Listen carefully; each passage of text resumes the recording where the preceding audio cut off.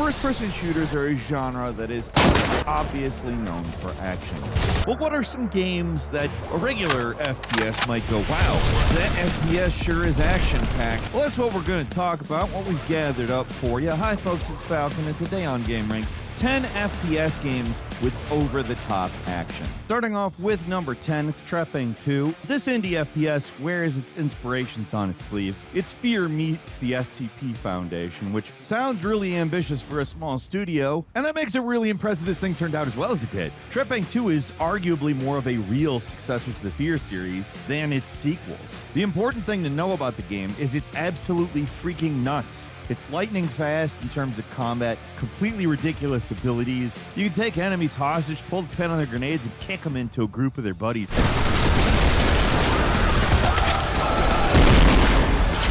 It's absurd looking in-game, the way their bodies flop around weightlessly, but it's so incredibly satisfying to pull off that it doesn't really matter. Trepang 2 is an FPS campaign on steroids. It's constantly mixing things up, having you face new and unexpected enemies, while inexplicable horror-related things happen in the background. That's not to say the game doesn't get scary sometimes, because it does, but the focus here is on making the action as over-the-top insane as it can possibly be.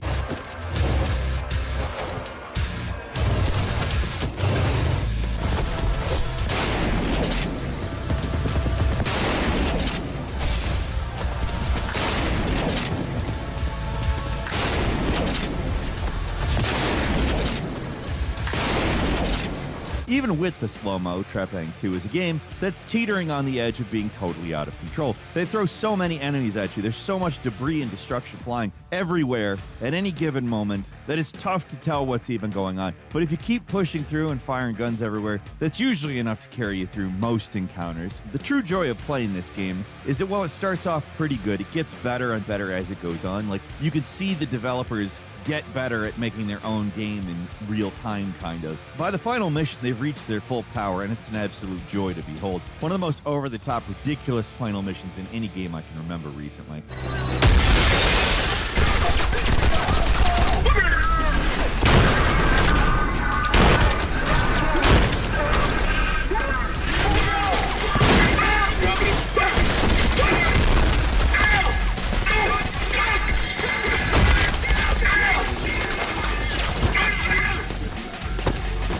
And number 9 is the finals. This is my jam, folks. This has been cruising along under the radar for some time now, which is a shame because it's amazing. Like, it's great, it's really well balanced, and despite the fact it is a free-to-play game, it is free of most of the free-to-play like, I literally don't spend money on it, and I feel like there's nothing that's a problem. There's people that have a problem with the AI announcer voice, and fuck them, I don't care. Nighttime here with reduced visibility.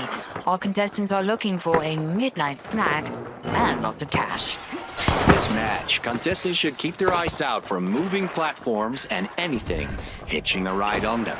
Everything about this game is excellent. That includes all the over-the-top action. What differentiates the finals from other multiplayer shooters is two things, though: speed and destructibility. The level of destruction on offer here makes the action in the finals feel way bigger than other games of this type. If you shoot a rocket, it doesn't disappear in a puff of smoke. It causes massive destruction. In fact, they upgraded the destruction in recent months. It's only gotten better. It also affects the battlefield because all the debris and falling over buildings and stuff, like, it's just part of the level now. It can completely mess up your objectives. It can open up new angles of attack.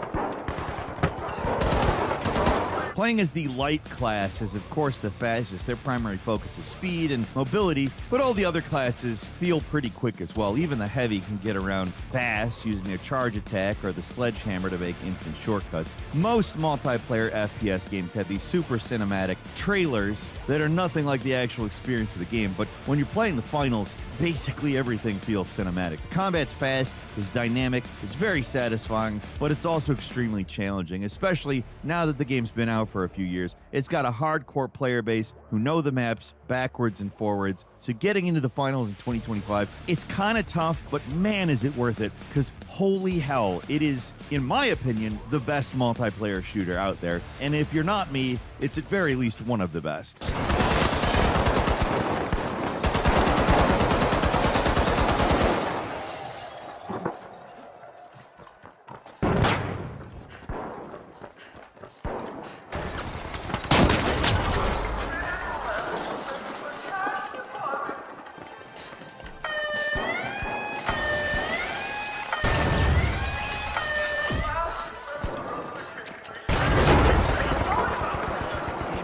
Steam by the boundless.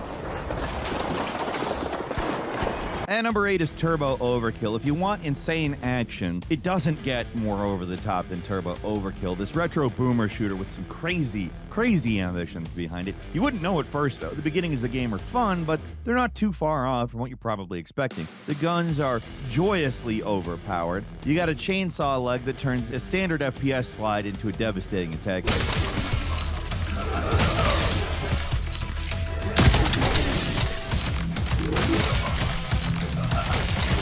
It's entertaining, but it only gets better. This is a game that keeps on giving. When it seems like it's going to run out of things to show you, it surprises you with something new, like a second chainsaw leg, and then double chainsaw arms. The level only emphasizes the madness with platforming. It's crazy, but it's not frustrating. But combined with swarms of enemies, it makes for really intense arenas.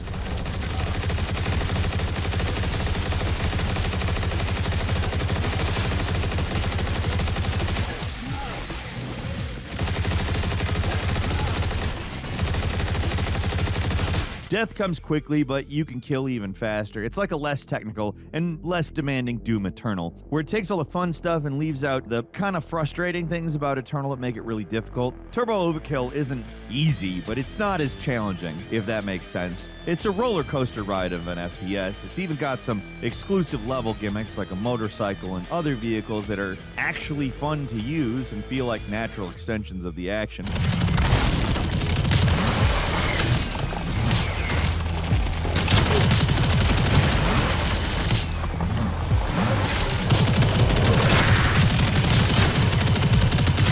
This is another one of those games that just gets better and better as it goes along, and it starts off awesome. The retro throwback graphics might be a turnoff for some people, but otherwise, this is one of the best shooters out there. It is super entertaining. You gotta die sometime, Turbo. Want me to give you a hand?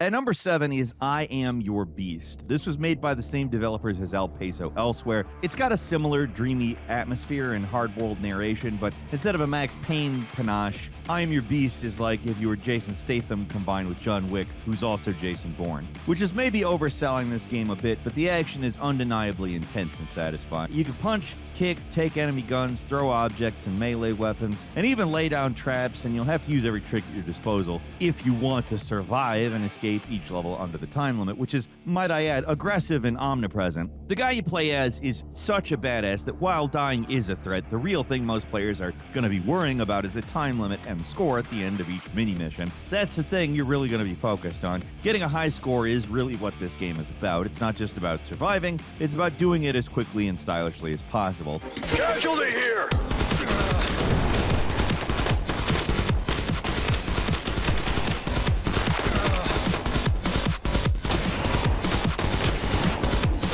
When you get in the groove, You become this whirling tornado of death, but what makes the game so over-the-top fun is the elaborate and often crazy missions the game starts throwing at you, where there's explosions going off all over the place, you're jumping around and climbing trees and shooting bees and swarming your enemies. The game is just always mixing things up and devising crazier scenarios to run through within the basic framework of the game, which is that you're a guy in the woods fighting soldiers hunting you. It's a simple premise that this game is about to do a whole lot with, and it's one of the most fun and surprising FPS games in a while.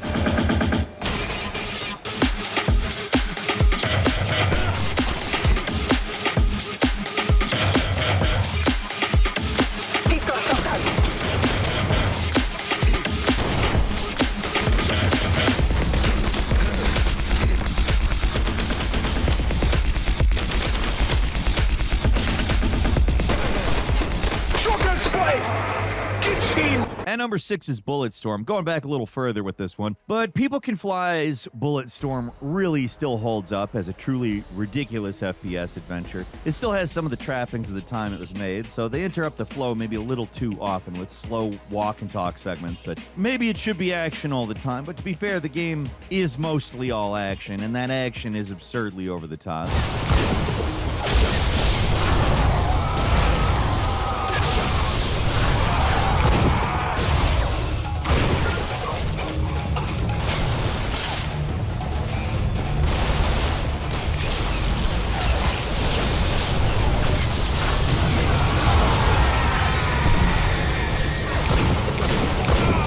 The gimmick here is skill kills. It's not just about killing your enemy, it's about building up the biggest combo when doing it. You don't just want to shoot a guy, you also want to lasso them and kick them and then shoot them in the air, which torpedoes them into a cactus or something. There are a lot of options, but the general idea is to inflict as much indignity on whatever poor bastard stands in your way, wrap up more points that can be spent on weapon upgrades and ammo. The whole thing would be meaningless without good level design, but Bulletstorm delivers with constantly shifting levels that are always giving you new tools and opportunities to get enemies in a unique way. Let's get up there! Follow me! You see the look on their faces? Run! Run! No one imagines perishing at the hands of a child's toy!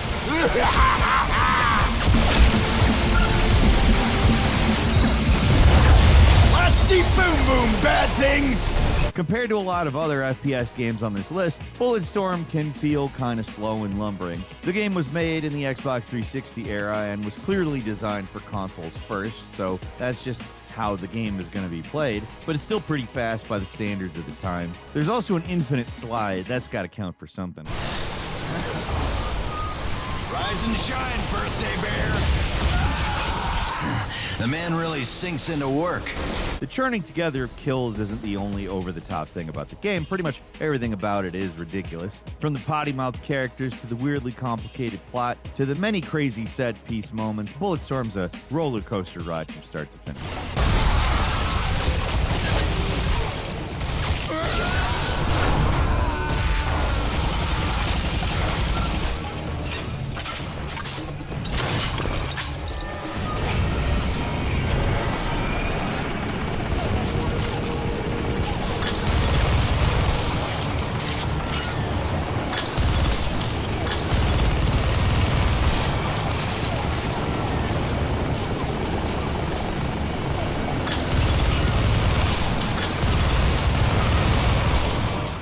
And number 5 is Echo Point Nova. It may not win awards for looks, but if what you're looking for is some lightning-fast action in an FPS, this is the game you want. It doesn't get more over the top than playing as a killing machine equipped with a hoverboard. Combat in Echo Point is so incredibly fast and lethal.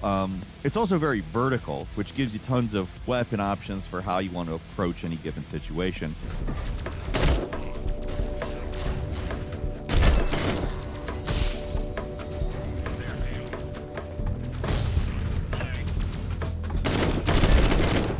Unlike most of the games on this list, which are tightly designed but fairly limited in what they allow you to do, Echo Point Nova is a full-on open world game that lets you progress however you want. Its world is split up into dozens of floating islands that you can travel to in any order, each with their own unique combat encounters and challenges. It's so open that no one playthrough is going to be exactly the same as any other. What weapons and perks everyone has throughout is going to be different depending on what islands you decide to clear, which is pretty unusual for a game like this. It's also absolutely massive. There's so much ground to cover, and while you can be exceptionally fast, it's a big map. Traversal's fun, but the real star of the show is combat, and while everything's pretty simplified and not all that visually exciting, the shooting feels great, and the crazy acrobatics you can pull off in tandem with the hoverboard is just spectacular.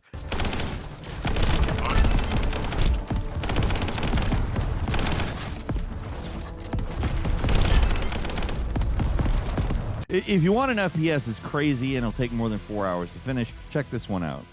And number 4 is Mullet Madjack. There are games that are fast, there are games that are over the top, and then there are games like Mullet Madjack, which is full-blown hyperactive. This game is a disorienting fever dream of mid-90s anime and Doom that's so fast it's liable to inflict some kind of psychic damage.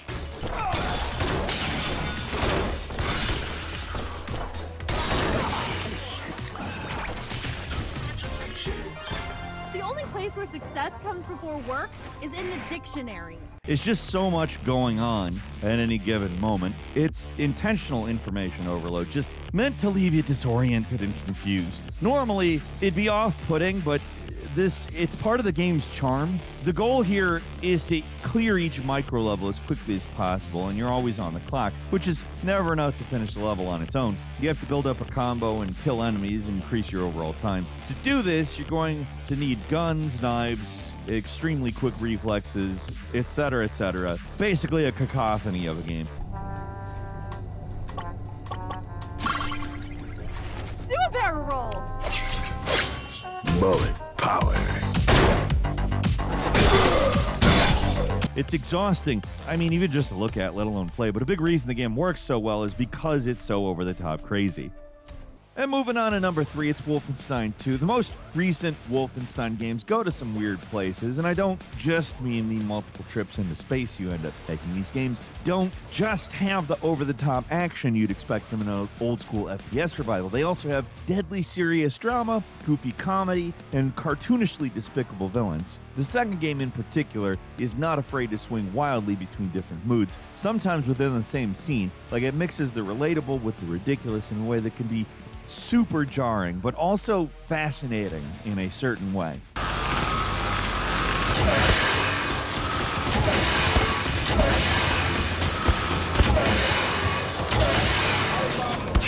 When the adrenaline is pumping and you're just running and gunning down tons of Nazis, it's a ton of fun. But those moments are actually surprisingly few and far between. BJ spends a major portion of this game in a weakened state, so you're not the untouchable badass until you get near the end of the game.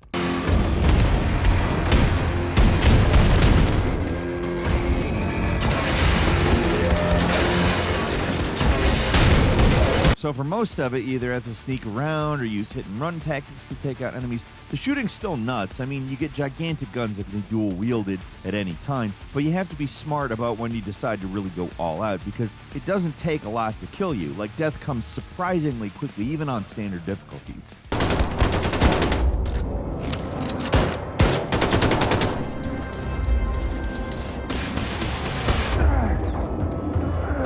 Moving on to number 2, it's Urban Chaos Riot Response. This tragically underrated Xbox original FPS might look like shovelware, but it's actually one of the most inexplicably good FPS games. If you thought Ready or Not was a somewhat exaggerated depiction of police, then Urban Chaos will make your head explode. It's an absolute madhouse where the first mission has the police station getting swarmed by hundreds of faceless goons in an orgy of violence that makes the faceless, bloodthirsty gangsters in Assault on Precinct 13 look positively sane and rational by comparison.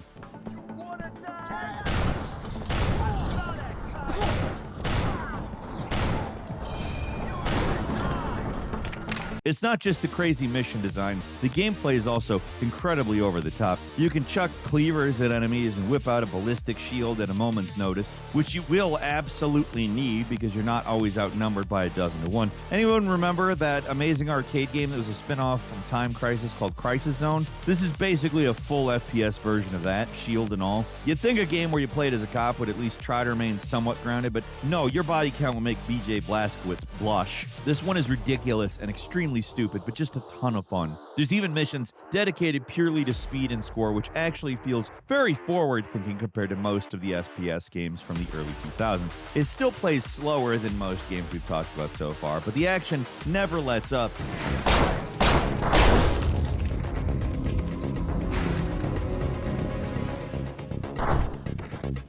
You're always getting new toys to play with or getting thrust into some ridiculous new scenario. It's a game that's pretty short but extremely entertaining. Oh yeah, and you want to know the craziest thing about it? It was the first game made by Rocksteady. You know, the guys who went on to make the Batman games, that Rocksteady. Arkham Asylum was literally their second game. Urban Chaos may not hold up compared to that masterpiece, but their game design chops were definitely on display. This game was far better than it has any right to be.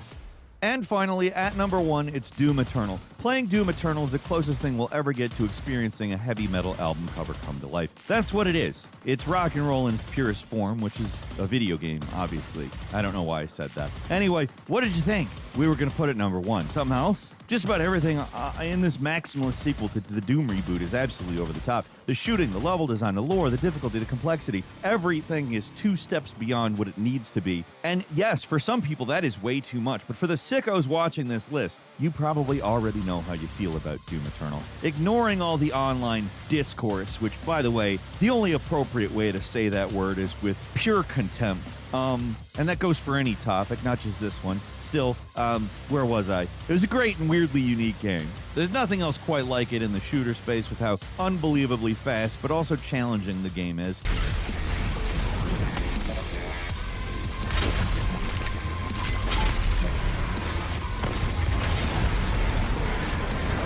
Beyond everything else, difficulty is what makes the game truly distinct. Almost every other game that followed it as a Doom Eternal-like toned down the core difficulty or made it so monsters had fewer hard counters or made it so you could use guns any guns, just whatever, like just use whatever guns you want, which is nice, but Doom Eternal is not about being nice. It's about making you embody the Doomslayer, and you can only be a true killing machine by experiencing adversity. That's a little strong. Let's reel it back. Just say Eternal is just a different kind of beast. It's somehow both less and more of a power fantasy than the other games. Well, you are supremely powerful and will look like a huge badass playing this game once you have some grasp of the controls, no matter what.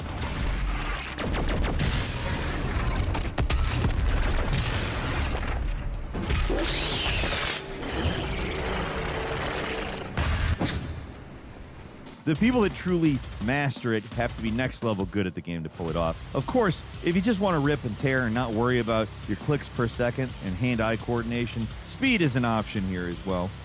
The over-the-top nature just makes it really fun for more moderate players, but the Devil May Cry-like skill ceiling is what makes it transcend other action games. And that's all for today. Leave us a comment. Let us know what you think. If you like this video, click like. If you're not subscribed, now's a great time to do so. We upload brand new videos every day of the week. Best way to see them first is, of course, a subscription, so click subscribe. Don't forget to enable notifications, and as always, we thank you very much for watching this video. I'm Falcon. You can follow me on Twitter and book me on Cameo at Falcon Hero. We'll see you next time right here on gameranx.